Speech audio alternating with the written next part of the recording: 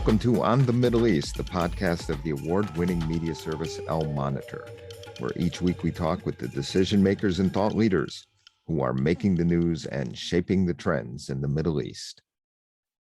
I'm Andrew Parasolidi, president of El Monitor, and our guest this week is Dr. Sanam Vakil, deputy director of the Middle East North Africa program at Chatham House, where she leads project work on Iran and Gulf Arab dynamics. Sanam is also the author of Action and Reaction: Women and Politics in Iran. Sanam and I are going to be talking about Iran. The seventh round of talks in Vienna to restore Iran's 2015 nuclear deal concluded last week, and while there may have been some incremental progress, the parties remain apart. The Biden administration's position is compliance for a return to the Joint Comprehensive Plan of Action, or Iran nuclear deal. And what they mean by that is that Iran will get sanctions relief once it returns to complying with constraints on its nuclear program outlined in the JCPOA and that are enforced by the International Atomic Energy Agency, or IAEA, to assure that Iran does not acquire a nuclear weapon. Some background: U.S. President Donald Trump withdrew from the JCPOA in May 2018 and reimposed and added new sanctions on Iran, which affected Iran's ability to export oil and engage in international trade and finance, hurting Iran's economy. Iran responded by accelerating its production of highly enriched uranium, which is required to produce a nuclear weapon, and by employing advanced centrifuges at least one nuclear facility. While the IAEA does not believe Iran is attempting 90% enrichment required for a bomb at this time, it puts the level at about 60%. The nuclear watchdog agency is also clear that Iran's lack of compliance has seriously compromised its oversight of Iran's nuclear program. In what was seen last week as a positive step, Iran agreed that the IAEA could be allowed back into a contested facility to replace cameras that were damaged or destroyed in the June sabotage attack that Iran blamed on Israel. But Iran also wants a period to verify the lifting of sanctions and guarantees that the U.S. will not renege on the JCPOA accord again. As a former party to the JCPOA, because the U.S. withdrew from the deal back in May 2018, the U.S. is not in the room in the Vienna talks, but it's very much in the building. A senior State Department official said last week that the negotiations this round went, quote, better than it might have been because there was some modest progress. But the focus here and emphasis is on modest. And the U.S. official added that the talks are, in essence, back to where they left off in June, the last round of talks under previous Iranian President Hassan Rouhani. We don't have months, but rather weeks to reach an agreement, the European Union's coordinator of the talks, Enrique Mora, said Friday. We will discuss all of this and more with Dr. Sanam Vakil, and that conversation begins now.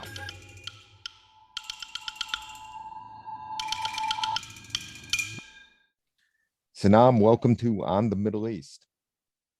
Thank you for having me, Andrew.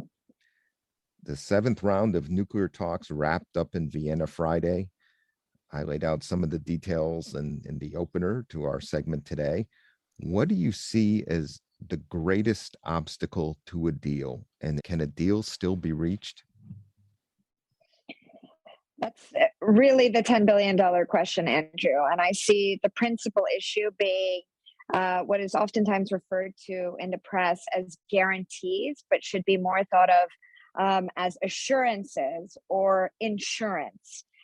From Tehran's perspective, it is looking for insurance that will guarantee its return to the deal and protect it from being compromised should a future US administration withdraw from the nuclear agreement again.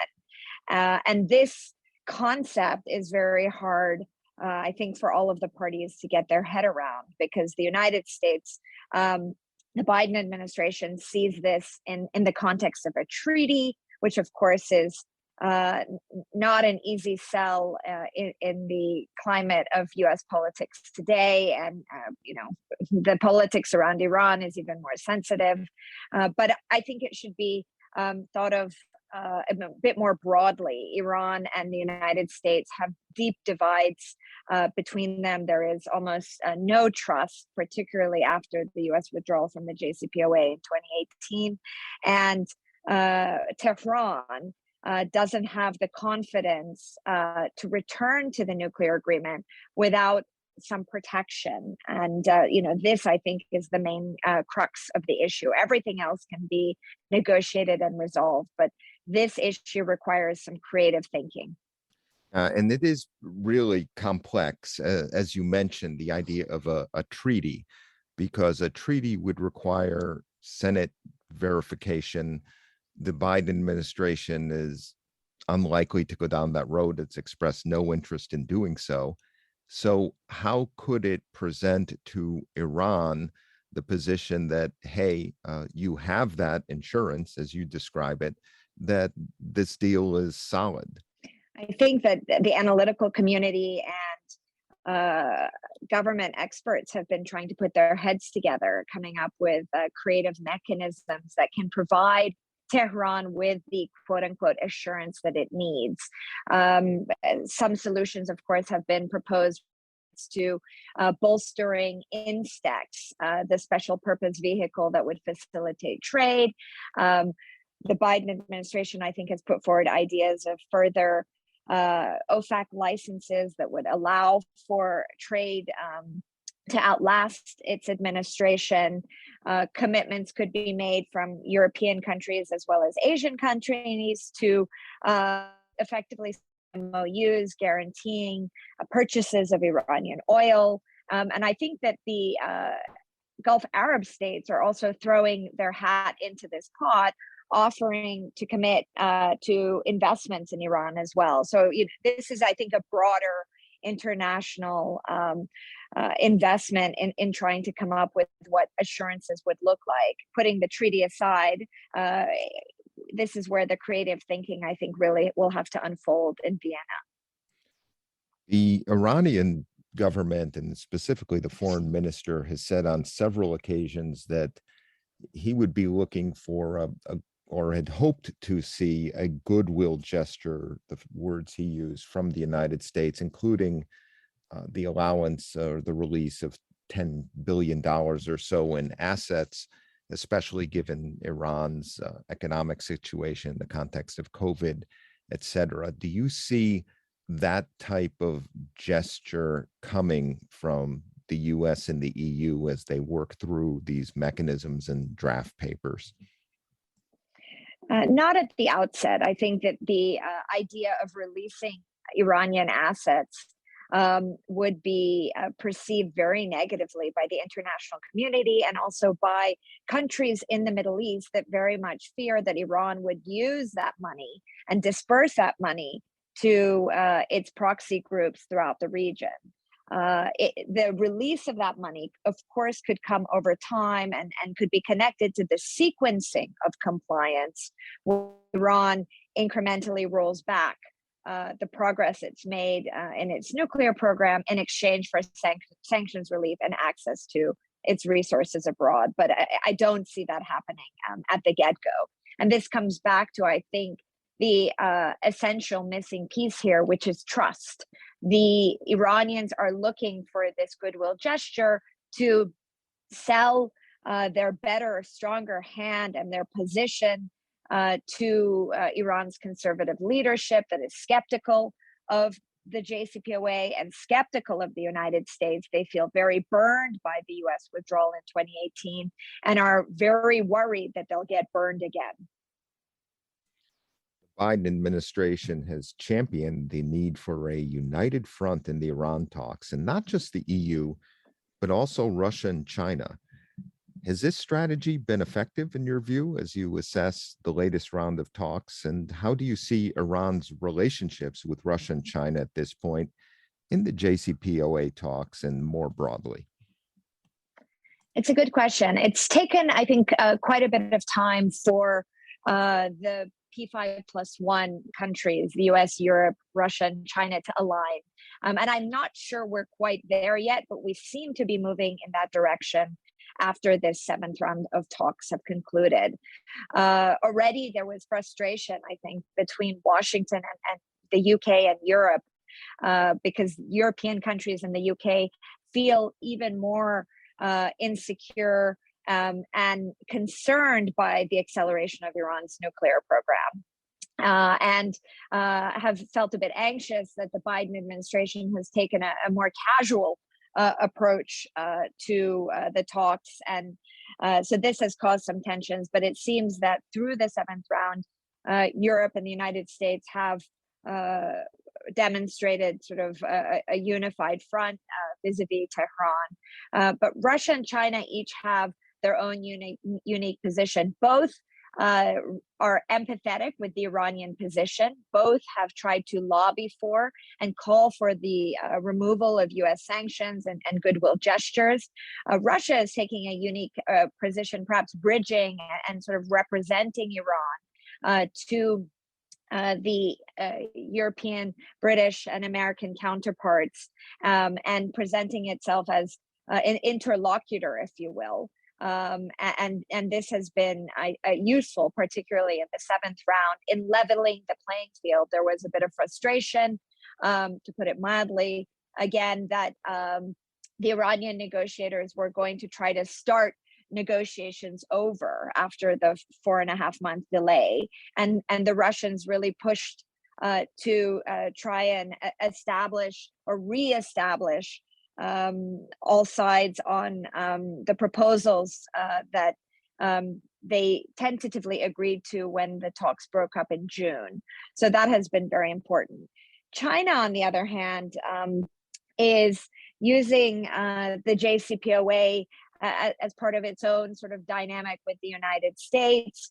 China and Iran have a long history of relatively strong relationships, and the Chinese, while having benefited from the Iran nuclear agreement, have not really articulated a strong position in defense of the JCPOA and have not tried to push Iran forward in the talks. But it seems that through this seventh round, China is coming out ahead and trying to steer the discussions in a bit more of a productive way. Ultimately, China, like Russia, would not like to see a further acceleration of Iran's nuclear program, and equally would not like to see a return to the instability that we witnessed in the region in 2019 after Iran began to accelerate tensions and push pressure out into the Persian Gulf and around the region as well.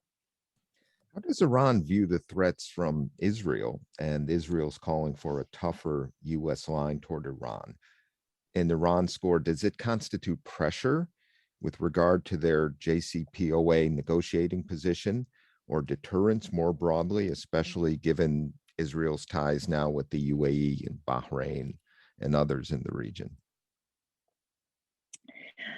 The Israeli dynamic is a very interesting one, and I think it's one that actually Iran tries to play to its favor through this period where the U.S. withdrew and Israel has taken a more proactive role in striking Iran in what is often defined as a shadow war that is also played out in cyberspace and in acts of sabotage inside Iran that also saw the assassination of Iran's nuclear scientist Mohsen Fakhrizadeh. The Iranians have responded by accelerating their nuclear program in reaction to each of these attacks and events. And so from Tehran's perspective, while they are not able to really prevent Israel from entering Iran, developing connections, including perhaps even intelligence connections, which I think is hugely threatening. They have developed a response that has pushed back against Israel. And so they feel that they are checkmating Israel in a certain way. And this is playing out, I think, in a conscious way, giving Iran a sense of satisfaction that it has developed tools by accelerating its nuclear program to prevent Israel from further striking out at Iran in a direct way. What can you tell us about Raisi's government so far, beyond the nuclear talks? He seemed to come to power following a stacking of the deck by the principalists over the last few years against the Iranian Reformist Party. How strong is Raisi's position, and what are his priorities and challenges? And to bring it back to the nuclear talks, wouldn't an Iran deal and the lifting of sanctions be a huge boost for him and Iran's economy? In theory, you're right, Andrew. A nuclear deal would relieve Iran of sanctions pressure and give a huge boost to the Iranian economy that has suffered hugely over the past few years, and lift the hopes of Iranian people that have borne the brunt of sanctions pressure, that are bearing the cost of inflation. But and here is, I think, an important but. A return to the deal for Raisi administration has to be under terms that protect the Raisi administration. And this goes back to the concept of insurance. The Raisi administration doesn't want to be made vulnerable in signing on to the JCPOA again, the same way that President Rouhani was made vulnerable by signing on to the JCPOA. So the Raisi administration is looking to one up the Rouhani administration and get a better JCPOA, a more sustainable JCPOA. And only under those terms can it justify trusting the United States again and risking another round of instability in the future.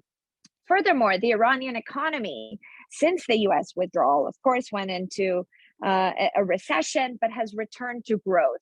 Not a huge levels of growth, marginal growth of 2%, but this growth is suggestive of the fact that its resistance economic model that is designed to diversify away from oil and boost domestic industry and services is paying off. So the system feels somewhat resilient to sanctions in this current context. They also feel confident they have survived the worst. For the principalists, for the hardliners, for Iran's supreme leader, maximum pressure under President Trump was akin to economic warfare. And having survived that economic warfare, they feel confident enough to be able to manage the country, maybe not in a way that will lead to huge levels of growth or a sort of thriving Iranian economy, but this sense of survival is satisfactory and perhaps enough for the political system right now. So too much change might be more than the Raisi administration is ready for. And instead, they're quite comfortable. They've just released their new budget.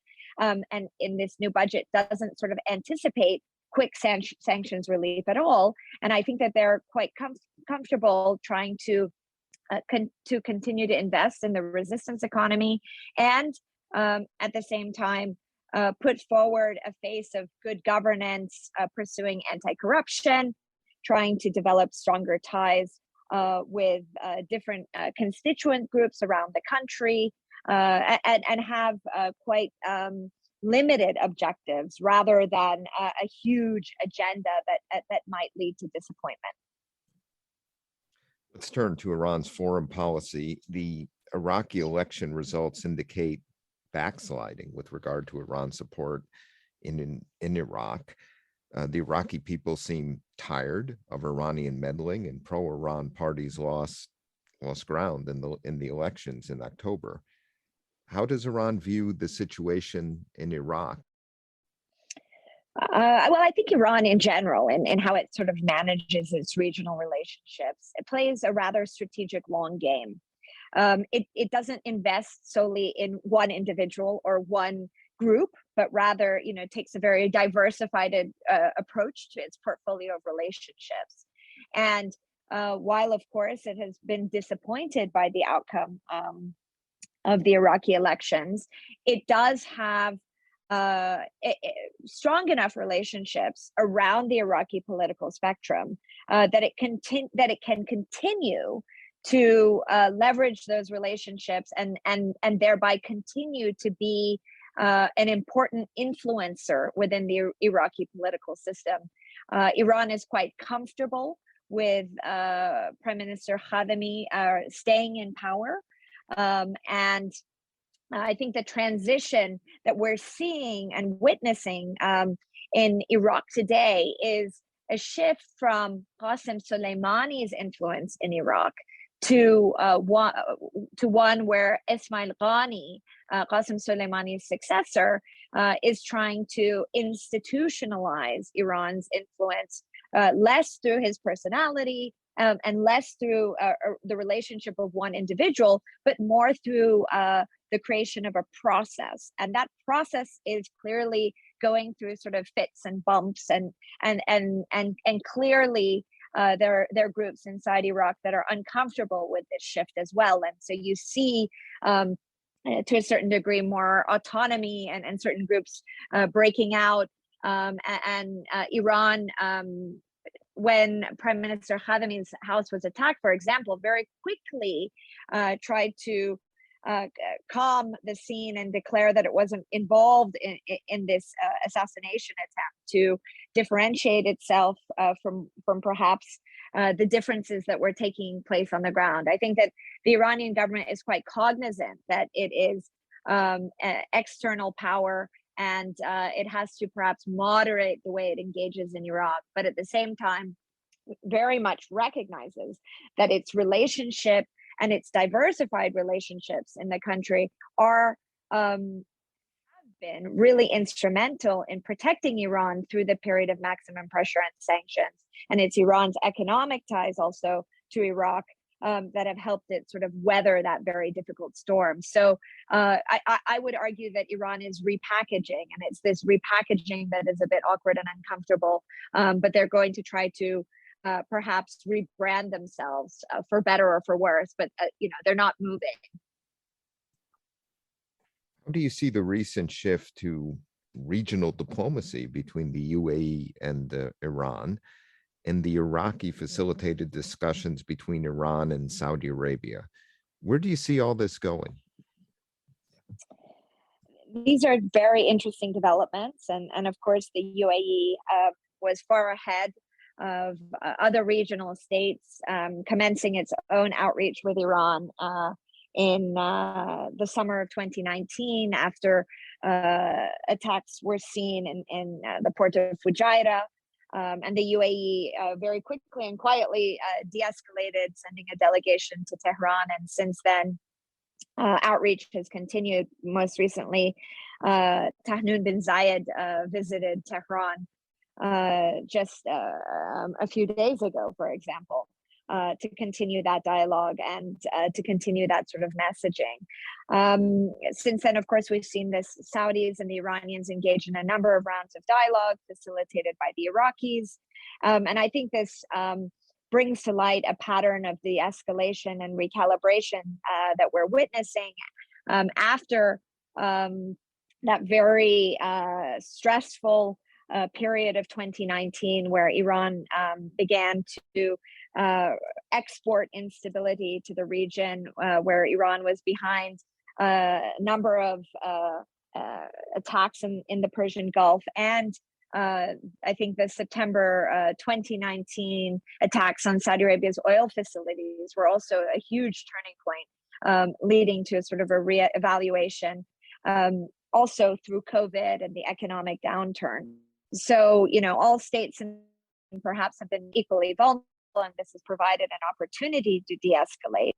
But I'm a bit skeptical that which we see progress on the JCPOA or significant progress on our regional de-escalation with moving beyond words and actually agreements being put to paper, that this is just a sort of moment, and quickly we could return to tensions. I really very much see the JCPOA as an important pathway to broader de-escalation, and without any progress there, we could very easily return to tense times in the future.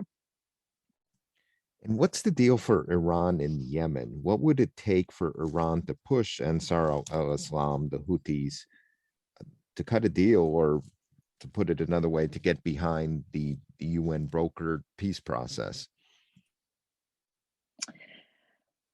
That's a really difficult one. I personally have long thought that the Yemen talks should be connected actually to the Vienna discussions, and packaged as a broader regional and JCPOA de-escalation. We could call it JCPOA plus if you'd like. But it speaks to, I think, asymmetry, regional dynamics between Tehran and Riyadh. Of course, Tehran has a relationship with the Houthis, but not a command and control relationship with the Houthis. And without that command and control, Iran doesn't have that ability to influence the Houthis on the ground in such a meaningful way and push them to the negotiating table. But for Iran to play a productive role in Yemen, Iran would have to, I believe, be incentivized in another theater. I don't see Saudi Arabia or the Gulf states having those necessary incentives to push Iran to make concessions or to call for peace negotiations in Yemen, but rather it would be the United States and the P5+1 that have the necessary incentives that could motivate Iran. So by linking up these two very important discussions, that's where I think Iran could play a meaningful role. But above all, I don't actually see Iran picking up or leaving Yemen or abandoning its relationship with the Houthis. This has been a sort of low cost but very high return investment for the Iranians, and I think it's one that they're going to continue to support, really, because to them the Houthis are on track to take control of North Yemen, and with that, Iran will have a long-term influence in Saudi Arabia's backyard, thereby giving Iran a negotiating chip, a permanent one, vis-a-vis the Saudis. So I think that the Yemen talks have to be framed in a different sort of context, where we acknowledge that Iran is got to be part of the discussions, the peace settlement, and the negotiations. And I think that's a very hard pill for Saudi Arabia to swallow. Sanam, last question. How is Iran managing the return of the Taliban in Afghanistan? We read about that Iran is turning back refugees at the border. There have been concerns about the drug trade. How do you see that relationship evolving? The return of the Taliban has been a very difficult one issue for Iran to sort of square. On the one hand, of course, they were celebrating the U.S. withdrawal and that the embarrassing optics. But at the same time, Iran then had to assume responsibility for a security situation on its border. Iran houses the largest Afghan population and doesn't have a history of treating its Afghan population very well inside the country. And as you mentioned, There is a refugee crisis, a drug problem, and a tense history with the Taliban that goes back to the 1990s.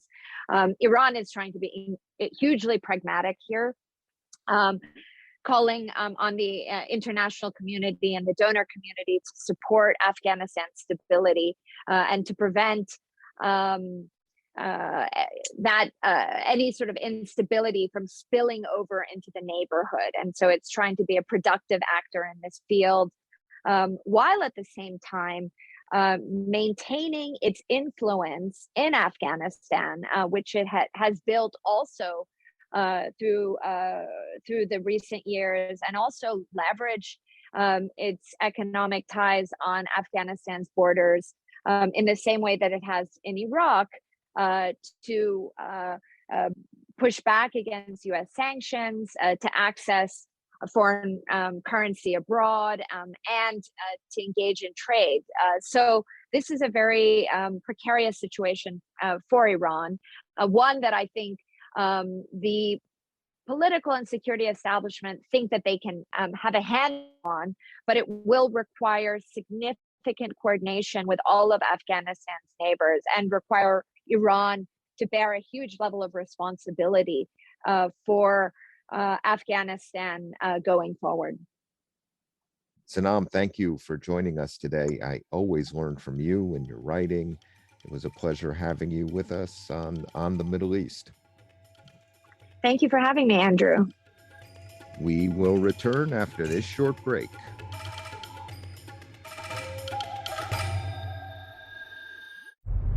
Hi, I'm Elizabeth Hagedorn, and I'm the State Department correspondent at Al Monitor. And I'm Joe Snell. I'm Al Monitor's video editor. Let's admit it, this past year has been difficult to stay on top of the news and sift through what's accurate and what's misleading. Let Al Monitor help you. If you care about the Middle East and North Africa, you should consider listening to Al Monitor's audio series On the Middle East with Andrew Parasalidi and Amber Zaman, and On Israel with Ben Caspi. You can now watch our newest video podcast, Reading the Middle East with Gilles Capel. You can subscribe to these series on your favorite podcast platforms. And through a host of free daily and weekly newsletters, we offer a range of perspectives with the highest journalistic standards. You can subscribe to these newsletters at almonitor.com. As an award-winning media service headquartered in Washington, D.C., Al Monitor has a network of over 160 contributors around the world. So if you haven't done so already, be sure to visit almonitor.com, where you can find all of these newsletters and podcasts, along with first-class reporting and analysis. Thanks to our guest, Dr. Sanam Vakil, and our production team of Phil Calabro of Al Monitor and Beowulf Rockland of Two Squared Media Productions.